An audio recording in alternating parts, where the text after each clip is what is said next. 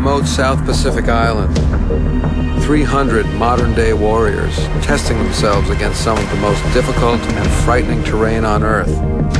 81 four-person teams from 26 countries began the journey. They will travel non-stop as mind and body wage a war against exhaustion, jungle illnesses, and fear. If one team member quits, the entire team is disqualified. After 48 long hours, the competitors are struggling, but there is still a long way to go. The jungle has already claimed its first victims. This is the most difficult race in the world. This is Eco Challenge Fiji.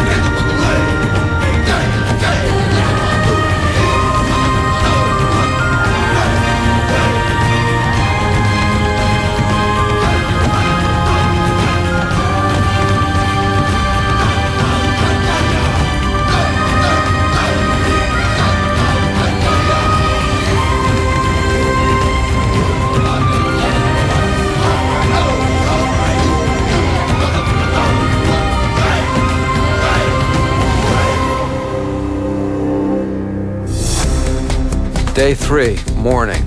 The brutal jungle is wreaking havoc on the competitors. Most have not slept for the last 2 days. Many are hopelessly lost. Even the best expedition racers in the world are having serious problems. The American defending champions of Team Go-Light are out for a third straight win, but several mistakes have nearly put them out of the race. Not only did we not know where we were, we didn't know how to get to where we wanted to go. Their fierce rivals, the Kiwis, are out for revenge. But during the night, one of Nathan's teammates contracted a serious jungle virus. We're just thinking, okay, this has just made the hard race even harder. The two former champions of Team Earthlink brought on a physical powerhouse this year in hopes of taking it all.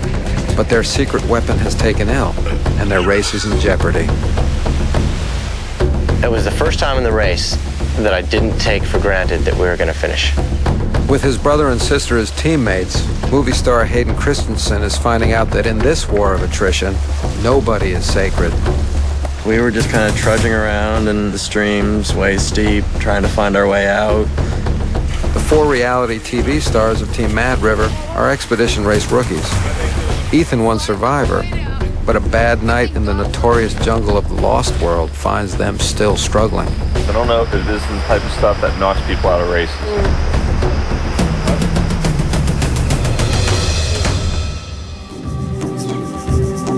90 miles into the race, the leaders now face a kayak descent down the white water of a narrow river canyon.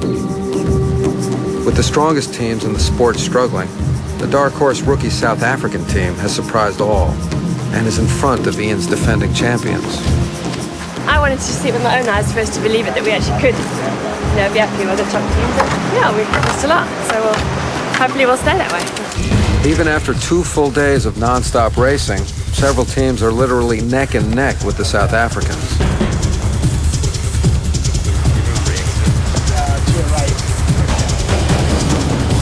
But the race isn't going well for Ian Adamson and the defending champions. We got into the transition area flabbergasted that we were still in there after making 5 hours of mistakes. But it did tell us that everyone else was making 5 hours of mistakes or something similar. But their bad luck is about to get worse as they fall victim to another potentially race-ending mistake. In our frazzled state, we'd left a life jacket all the way back up the top of the hill. Okay, well, I'm running out, guys. Because the life vest is mandatory equipment, they must retrieve it before they can continue. So Mike closer ran up to get it, And that was another very frustrating episode where there was another huge amount of time that was unnecessarily spent doing something that we just done a stupid mistake. When he was 50, he had an injury and he was doing some medical work on it and left his PFD off. And so he has to go up and get it. It's up at the TA. And at this point we're thinking, okay, this is a stupid mistake a day, like a potentially race-ending stupid mistake a day, when in 2001 we'd won the race by 20 minutes, and here we are making an hour here and 5 hours there, and that's just not recoverable in most situations. While Ian is forced to wait for his teammates' return, the race seems to be slipping away. Back at the kayak pickup, the Kiwis are also stopped dead. Last year, the Kiwis' disappointing loss to Ian's team Go-Light came from pushing too hard. For Nathan, Christina's illness is like a nightmarish deja vu. Christina all of a sudden started coming down with, I guess, just an adventure racing syndrome where she just started vomiting and losing an incredible amount of fluid and was just really low energy. Just become pathetic, really. I couldn't move anymore. I've lost all my moisture and lost the ability to control my temperature. I couldn't sweat. I wasn't feeling hot as such, except my skin was just absolutely cooking, like I could have fried an egg on my skin. You know, it was so hot. But what we needed to do was just get her back to full strength and get on with the race. With every passing minute, Nathan's hope of settling his score with the Americans rapidly fades.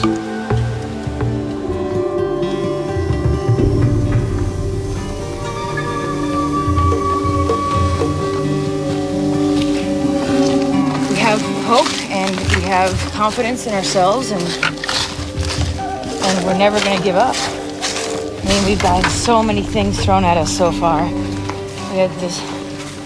We made a 4-hour navigation error. We blew a tire in the bike. Trissler's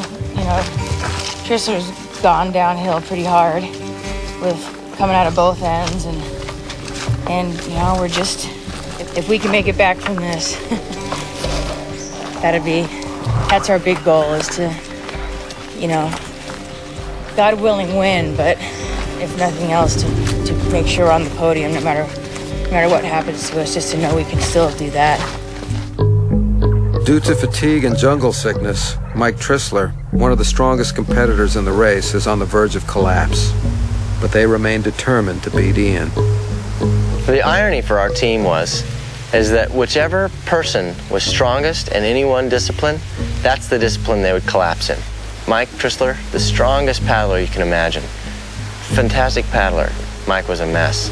Just violent diarrhea, violent nausea and throwing up, and just absolutely coming to pieces. I'd never seen anything like it. Hardest thing for me was I came in here thinking that if we had a great race, we were going to win.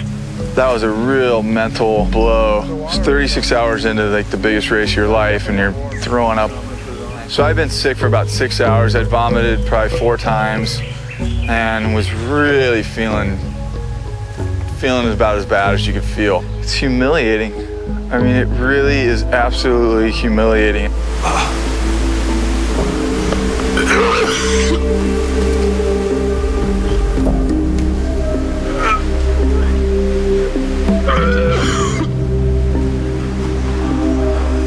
Breathe, dude.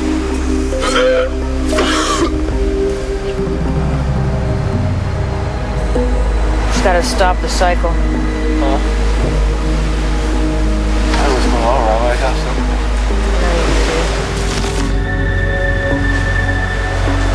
planned out.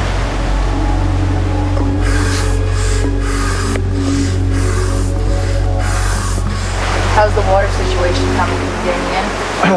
I was sitting there sipping, and that was it.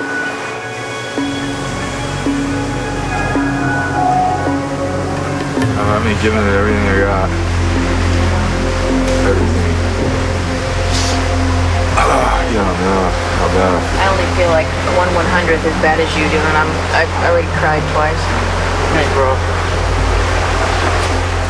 When I saw Mike as sick as he was, I was just like, there's no way we're going to finish. With a team member dangerously ill, Team Earthlink faces another critical decision. Let Mike recover and fall farther behind, or push on and risk serious medical difficulties.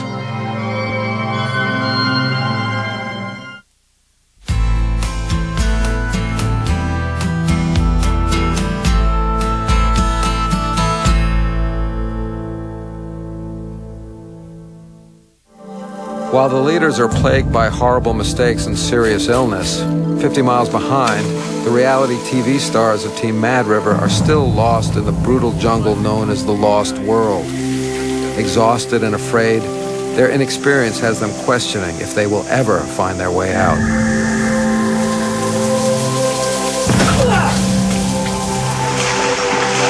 I think we all could have gotten up, buddy. We definitely all could have gotten up there, but it wasn't the best way. I don't know what to tell you. I'm not going up into some bushwhacking place where we can't even get a bearing or navigation where we are. And we know where the checkpoint is. And I'm dying at this point. Like, I want to get off the creek beds. My ankles are killing me. I'm miserable and I'm pissed off that we just wasted 3 hours. We don't know where it ends. Watch said exactly the elevation. You can't even tell me where that creek is. Yeah, we had to do our own thing. It just comes to a dead. And then we all started to get a little frantic. The first creek coming into it. I'm not dead reckoning in the jungle. Okay.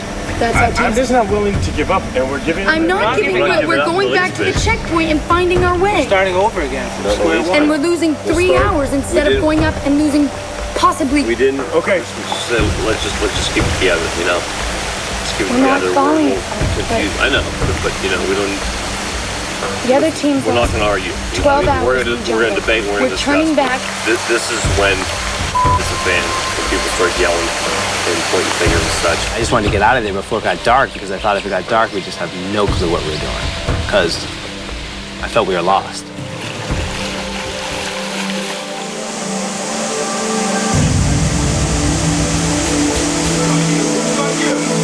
The brutal jungle continues to thrash Mad River. After several more hours, Jenna finds herself stuck on the side of a steep cliff. We may pop you down the other creek, okay? We may pop you down the other creek. I live in a van down by the river. Her teammates' frustration grows as they struggle to talk her down the waterfall. Exhausted, angry, and scared, Jenna refuses to take another step.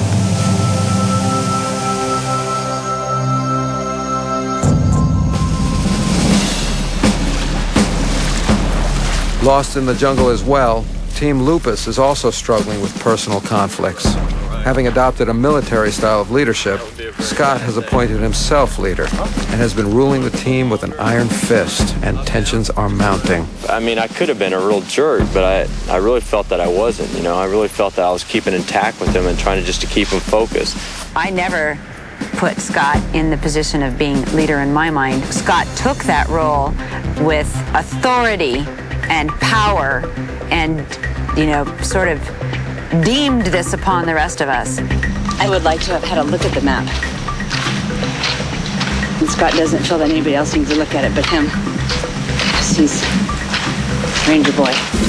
Yeah, but she just wasn't prepared to read them. In the military, you have a chain of command. And you follow the chain of command. And he was at the top of our chain of command at that particular point. Maurice, are you feeling tired or what? Come on. I want you to be right behind my back. Maurice was getting henpecked by Scott, and he did react somewhat passive-aggressively to that. Maurice is young and green. He just wants to really, so bad, show that he's strong. Why are we so far out front? I'm impatient.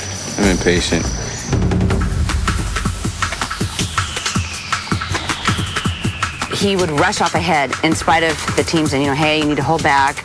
You know, you're going to burn yourself out. He'd take on ahead and run and just kind of leave the team behind. I'm going to make it up. Who's missing? Maurice is missing. Instead of doing the normal route that we would go up a creek bed or up a waterfall, Maurice would go around everyone and go the opposite way to climb it. So everyone would look at him and go, wow, you know, what's this guy doing? Maurice, that this vine and this skinny one right up here, up to your right, you can grab onto it. Remember, here you go. There was points where I grabbed him and I pulled him back and I said, Maurice, you've got to stay with your team. If you want to make this difficult, I haven't made it difficult for you yet. If you really want to push and make this race hard, I can make you physically push yourself to drop. Once I did that, he really got upset. It kind of hurt his feelings, you know. He wasn't Mr. Happy-Go-Lucky anymore. And at that point, it got into a whole different mindset. I mean, he just shut down. Hey, Maurice, you having fun? Yeah, in a way. In a way. We're ready to move out. We're ready to move.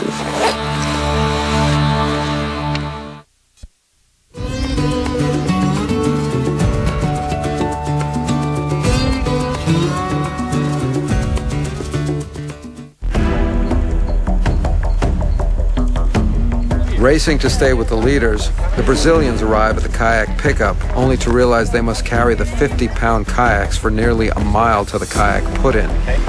Yeah, you need one boat each. Yeah. One little blue bag has your pump for all the boats. Just one pump? Just one pump. About the dark zone, so we're gonna go to the river, we have to get out at 6 or no? Okay, so here we go. When you get to the river, you have till 4 o'clock to get on, so you have 1 hour to get on. Yeah? Okay. If you don't get on by 4, you can't go. To carry these heavy kayaks on a slippery, muddy trail is difficult for even the strongest competitors. With a 3-woman team, it is even more challenging for the Brazilians. But Eco Challenge plays no favorites. My hands are so hurt. And my left arm, I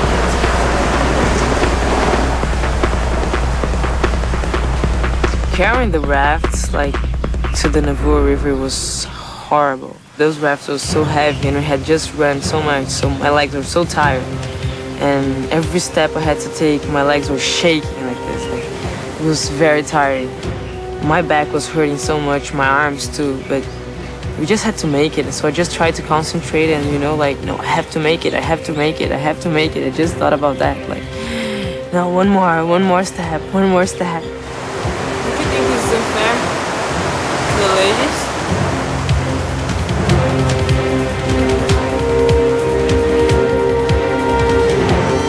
After 20 minutes of backbreaking work, they are barely halfway. I was crying because I tried so hard to carry that boat and my arms was hurting. I was like, oh my God, we're not gonna make it. And I was doing a very, very hard work carrying those rafts.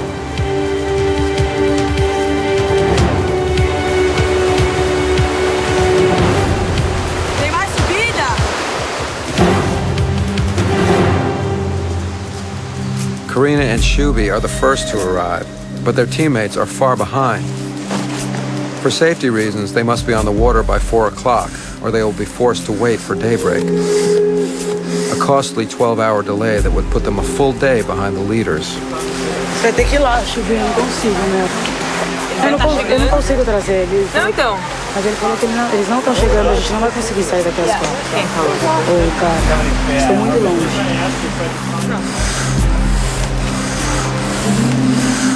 With less than 10 minutes to go, Nora finally arrives. On the first day of the race, Nora, the team's navigator, cut her finger. Unaware of the consequences of this seemingly insignificant event, a serious infection is beginning to take hold as the Brazilians fight to beat the clock. Nossa, meu braço não responde, não sei como a gente vai remar. We are trying to make it, but if we can't make it, we will have to rest. Okay, we've got 3 minutes to go. 3 minutes to closing time.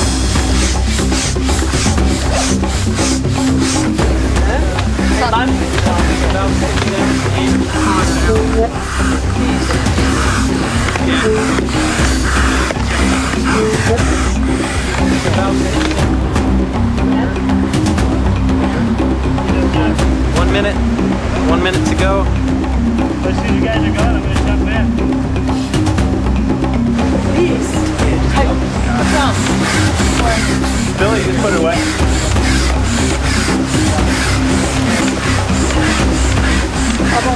No, put it.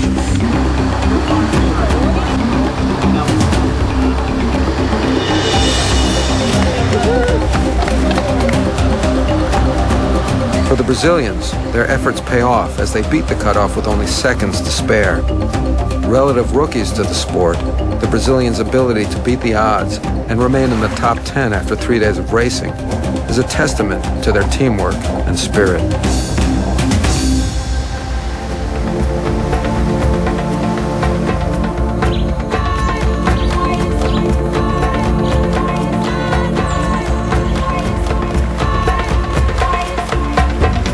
Ahead of the Brazilians, Team Earthlink has gambled on continuing with a sick teammate, but Mike Trissler is getting worse.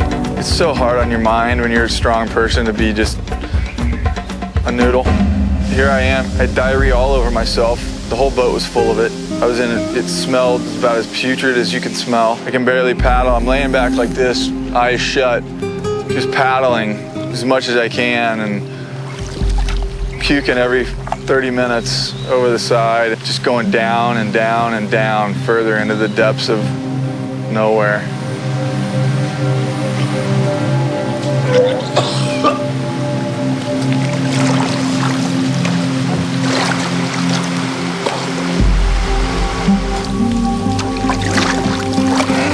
He literally didn't know where he was. When he got in that raft, he was literally lying there in his own feces and throwing up off the side of the boat every 2 or 3 minutes. And his boat was literally the most disgusting thing I'd ever seen. It was just like a third world toilet. It was so gross. And his body was just so racked with violent diarrhea and stomach pains and nausea. And we started off the morning with plenty of time to make this dark zone. And as we started going, it started getting less and less likely because Mike was literally completely unable to paddle. And so we had to go to Mike and ask him, can you do it? You know, can you make this effort? Because we're now actually gonna have to paddle, and we're gonna have to paddle pretty hard to make this dark zone. And if we don't, Mike, that's the race. And Mike, he dug in like crazy and just, he doesn't remember, I don't remember how he did it. He just somehow did it. He paddled through while puking and defecating all over himself the whole way down that river. So they unhooked me on the toe and they said, listen, whatever you have left, use it right here. This is a make or break. And I said, okay, everything I have right here, either I'm going into a body bag after this or we'll make the dark zone.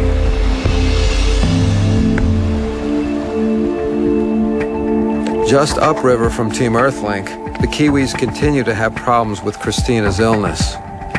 As Christina's condition worsens, the Kiwis have no choice but to seek refuge in one of the local villages.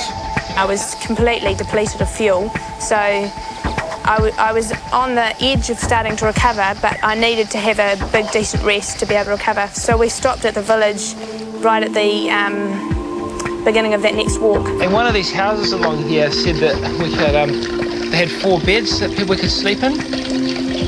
Yeah, I think it was just one of the houses. Here the guy was just saying if you need somewhere to sleep.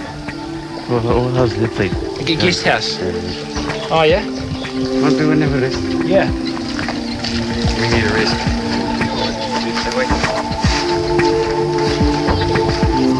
He just said we can stay, yeah. Right. It's nice and quiet here. Yeah. Come inside. Oh, I'll leave my packs outside because we're wet. Yeah, I just totally KO'd. Just totally went blotto for most of that time. For the Kiwis, Team Earthlink, and the Brazilians, Eco Challenge is no longer about winning, but about merely surviving.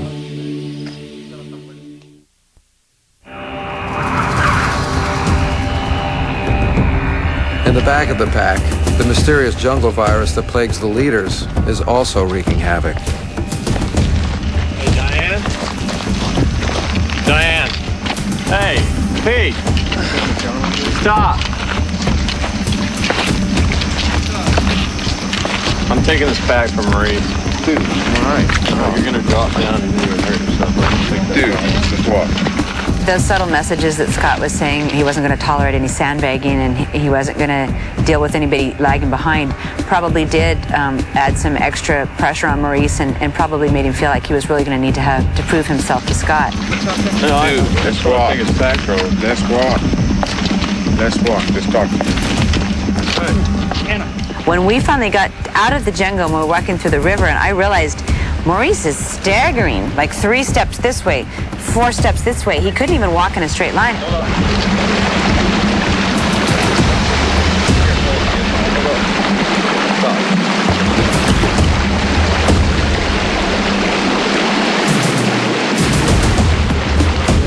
Instead of saying, look, he really needs to rest and we need to take care of this teammate, it was, nope, get his ass up. You know, we got to move on. We got to keep going forward. We got to get to that checkpoint, blah, blah, blah, blah, blah. And, you know, got Maurice up, and it was on the way to that checkpoint when, you know, he first threw up.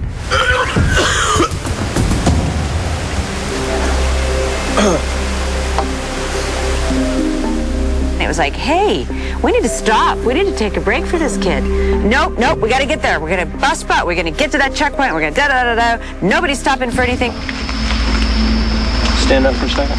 And I just said, I believe it's going to be a lot smarter if we can get to our bikes, because if we stay here, we're going to eat up way too much time.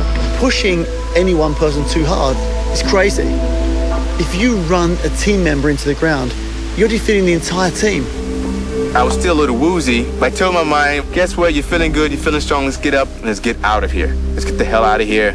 Let's do this. On my way, I was still dizzy. I was still off balance. I couldn't quite focus like I thought I should. Maurice had thrown up, and I was angry that it had happened, that we'd gotten pushed to that point. At this point in the race, everyone is struggling. If it's not illness, it's injury. Team Mad River has rescued Jenna from the waterfall, but now they have to overcome injuries. My knees were hurting. It was pulling away from the navigation. If we were getting lost, my knees would hurt more. It's a mental thing. This is all a mental game. Tim's very slow. He's hurting a lot. He's going, which is great. I mean, he kept going, he never stopped, but it's pretty miserable trekking for him. Tim would just start yelling at these rocks. Yeah, I screamed at rocks. Cannot help me through the pain. Go away! I've had enough rocks. You know, do you let him go through what he's going through? Do you try to offer help? So it's this whole weird dynamic that, you know, we really haven't had time to figure out. As bad as you can make it out to be, it was. Yeah, I mean, we fought, we laughed, we cried, and it's day 3. Yeah. I didn't cry. Jeez, everyone meet Adam.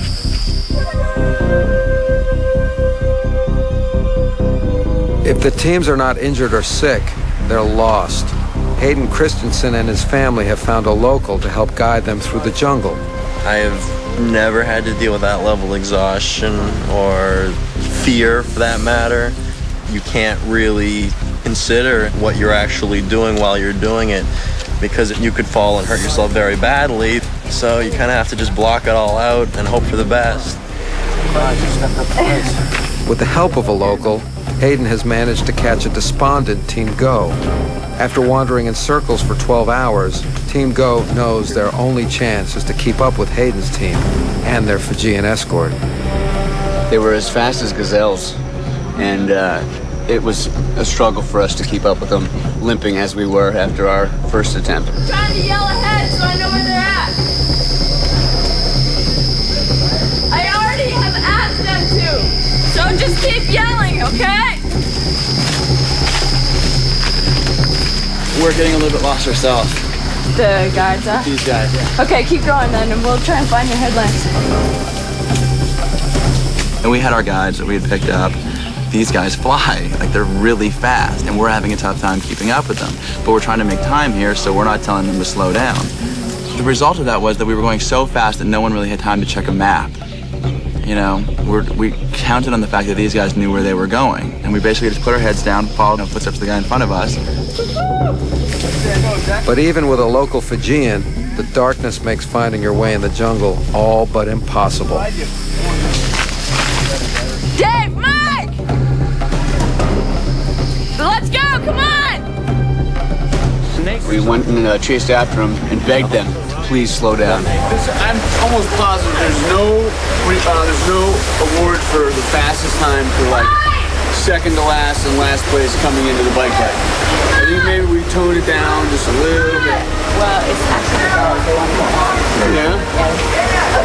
I mean, it's a long race, for Christ's sake, so you might be out of the race if you keep up this pace.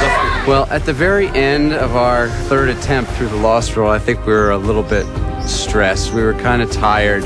We were stretched pretty thin at that point. I mean, the only thing is, we're totally without you guys. We know not.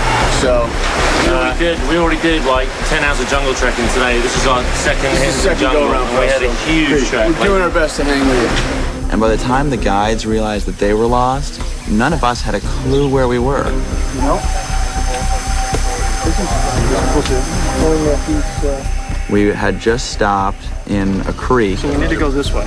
Okay. It was kind of like this group discussion of, okay, does anyone here have an idea as to like which way to go? Anyone know where we are? Everyone's like, no. We don't have a clue. It could be any plane that's on the map. When I realized that they were lost, trying to find the same pass, I thought to myself, man, we're not going to be able to make it. If they can't find it, we can't find it. And now we're starting to look at a cutoff coming up. There's no way that we can backtrack and go the long way around. I thought there's a possibility that we're not going to make the cutoff and our race will be over.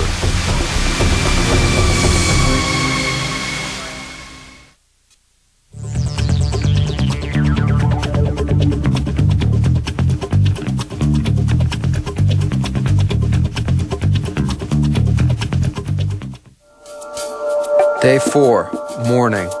After a courageous effort, Mike Trissler of Team Earthlink was able to finish the river, but his deteriorating condition forced the team to spend the night in a local village. So we're sitting at this house for 7 hours trying to get Mike back to health, and you know, there was a bit of worry that the race was running away from us.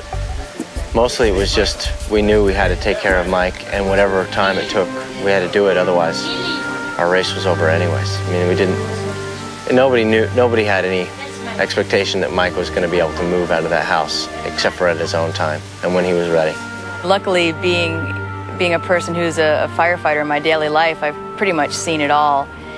And that even took me to the edge of what I was able to handle. But you do it, you know? I mean, just as any mom would. It's someone you love, it's your kid, you know? They're in pain, and you take care of them, whatever it takes. And Trissler needed that, and I'm just glad I was able to pull it out of myself. When Mike was sick, we didn't think we were in the race anymore. We were actually 13 hours behind the leaders.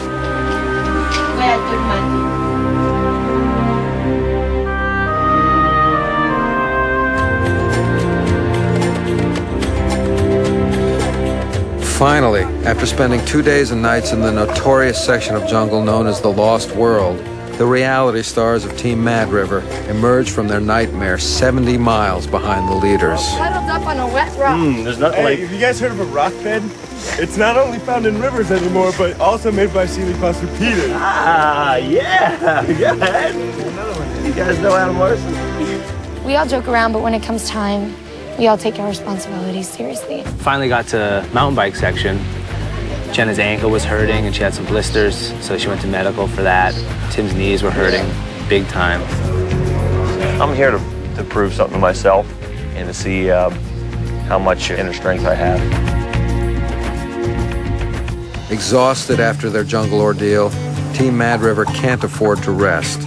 They have only 22 hours to complete this next mountain bike section, or they will be disqualified for falling too far behind.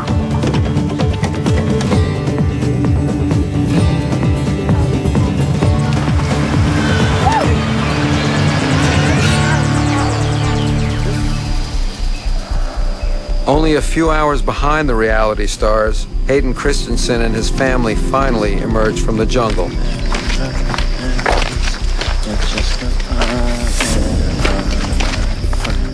I'm still not entirely convinced that the last 12 hours really happened.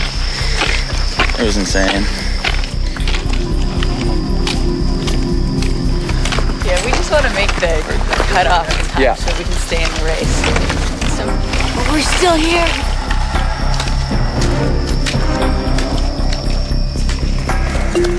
Only a few minutes behind Hayden, Team Go also emerges after an unforgettable epic. Actually, yeah, we were following Skywalker's crew. They had 3 Fijian guides that were supposed to show us the way to the col, and it was an absolute disaster. We thought it was going to be an escort. The guy was doing loops like I do in the jungle. I could recognize his style right away. How did you know that? I knew right away. He's like, no idea what the hell he was doing. That guy's lost. Luckily, we found our way out. They were motivated to do very, very well. And here they find themselves pretty much since last night back in last place, which is where they finished last year. So for them, I think being upbeat people, they've accepted they're doing pretty badly. And their motivation now is how much above last place can we finish? And they're making a race out of it in that way. We're faced with the cutoff now, realistically, that is going to be difficult for us to make. So that's what we're going to go out and charge after and just try to make that cutoff. Faced with disqualification, they now have only 20 hours to complete 40 miles of brutal mountain biking, a section of the course that took the fastest teams nearly 16 hours. For the playmates of Team Smirnoff Ice, expert route finding by experienced navigator Roman Dial got them through the lost world. But the mountain biking leg is proving to be much more difficult than expected. I've never had so many things go wrong on a mountain bike leg. I got a flat right away. After my flat, Kaylin's derailleur went AWOL. I think chains broke 3 times. Plagued by mechanical problems, the steep, rocky roads are also proving to be quite treacherous for the playmates. Kaylin was having a hard time because she was stressed out about the downhills. For Kaylin, exhaustion leads to a potentially serious bike accident. We'd already been riding for like 12 hours and I was really tired and it was a little muddy and my bike just slid out from underneath me. My head broke my fall. When I hit, I heard a crack and I was like, is that my neck?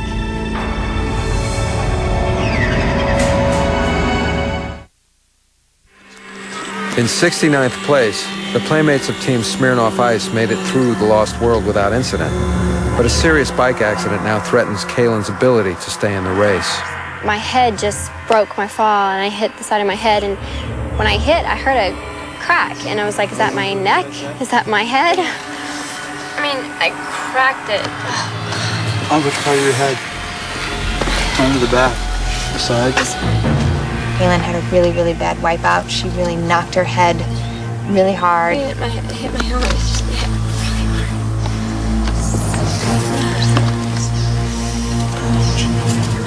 So we stopped for a couple minutes, let her get her bearings, asked her, what her name was, if she knew where she was. Yeah.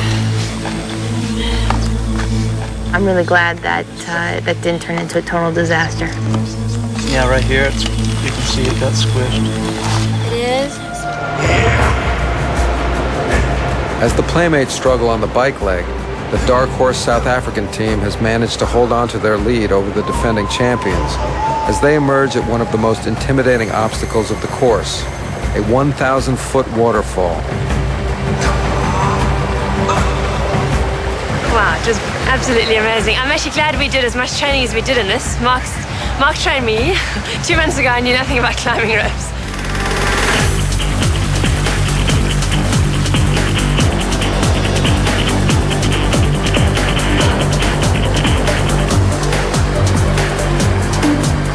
But the whole thing, I mean, the views, the climbing, and to actually do so much, you actually build up your confidence as you're climbing. Because each one you do, you clip a little bit faster and you get a little bit more confidence. We came here knowing that these conditions would suit us. We're used to the heat. We used to walk, the rivers and that kind of thing. And we just wanted to give it our best shot.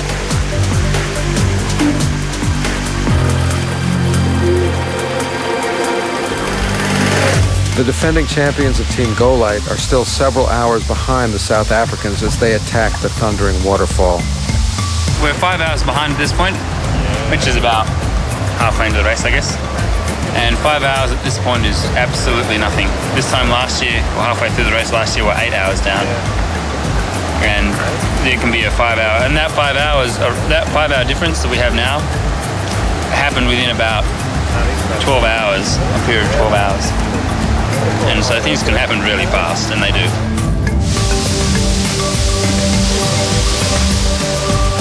Once we got to Vua Falls, there was a double ascent up ropes up the face of the falls. And it was nice to get out and see the spectacular views, because it really is spectacular up there. It's a very high set of cliffs up, like 3,000 feet up off the valley floor. In a desperate move to try and retake the lead from the South Africans, Ian takes a huge strategic gamble. Rather than risk a 3-mile swim, he decides to try a risky shortcut through the jungle. It was either get cold and slimy for 7 or 8 hours or try and tunnel through the bush. And I sat the team down and I basically said, you got to trust me. You've trusted me in the past. You know I've done this before. You're going to follow me and this is what we're going to do. I know where we are. I know where we're going. And it's going to be really slow and it's going to be really hard and we're going to go all around in every different direction, but we're going to get there. You just got to trust me. Hey guys, where are you?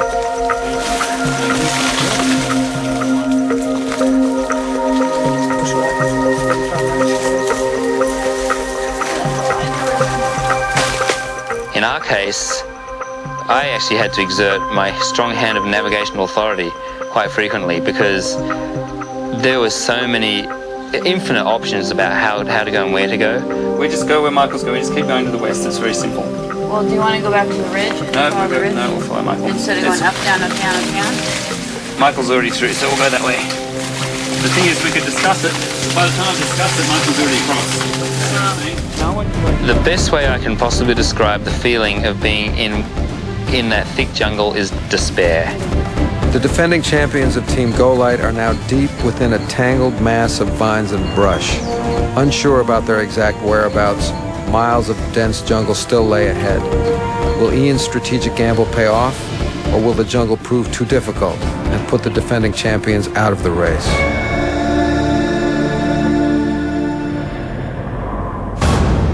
Illness, exhaustion, and bad feet already plague even the strongest of competitors, and the leaders are barely halfway through the course. Over the next few days, teams will drop out in record numbers.